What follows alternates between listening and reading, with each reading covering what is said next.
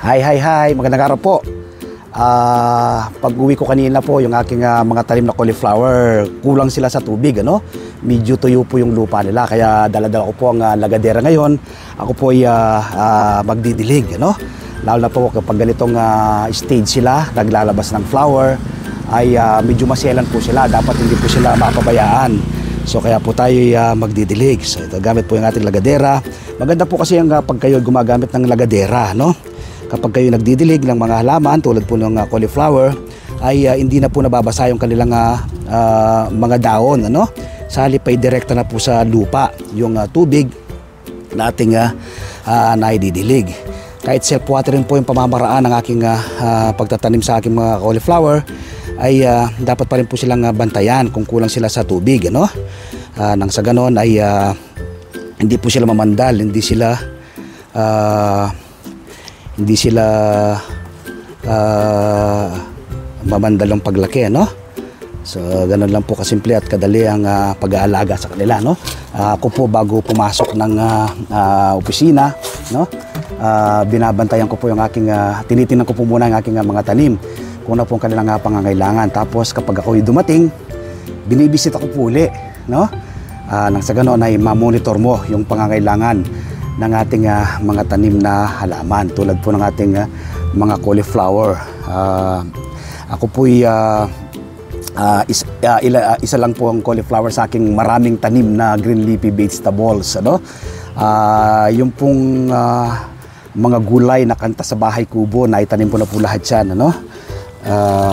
Sa mga bote po ng mineral water. Ito po, ito, ang laki na po ng flower po nito. Laki ng flower nito, at yung iba naman ay maliliit pa lang. So dapat ay alagaan siya kapag ito, no? Yan. Ilang araw na lamang ay pwede na po itong i-harvest itong flower nito. Ang cauliflower po ay itinatanim through seeds, ano? Ipunla nyo po muna.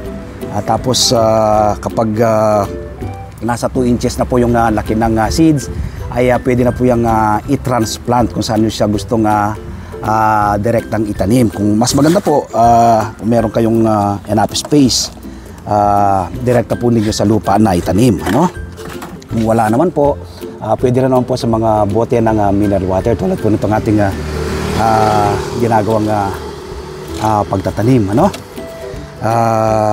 Ang lupa po na aking ginamit sa pinagtamnan ko ng cauliflower, una po ay 60% buwagag na lupa. Another 20% ay carbonized rice hull. At another 20% ay vermicast. Yung vermicast po ay paunang pataba, no? Tapos tinitiling the soil ko po after 20 days na aking pagkakatanim, ano? Tapos nagdadagdag po ako ng vermicast. Nang sa ganon, manatili po silang maganda hanggang sa pagkakaroon ng bunga ng mga laman o ito pagkakaroon ng flower. Makikita po ninyo, ang gaganda po. Ako po na-amaze, ano, dito sa aking mga tanim na cauliflower na ito. Sabi po nila itong halamang ito, itong gulay na ito ay itinatanim lamang sa upland area, no? Like Baguio City, sa Benguet, yung mga malalamig na lugar, no? Pero ito, sinubukan po nating nagtanim, sementadong kalsada, wala akong enough space, sa mga bote po ng mineral water ay naitanim po natin. So ako po ay nag-iikayat na magtanim rin po kayo ng iyong sariling pagkain. Lagi ko pong sinasabi, food security starts at home. Nagawa ko po ito, tiyak po ay magagawa rin po ninyo. So kung may natutunan po kayo sa akin ngayong araw na ito, i-share nyo po sa inyong mga kaibigan, sa inyong mga kamag-anak itong ating video tutorial na ito. Nang sa ganon ay marami po tayong maabot at matulungan nating mga kababayan. Papalaganapin po natin ang organikong pagsasaka dito sa ating bansa. Salamat po!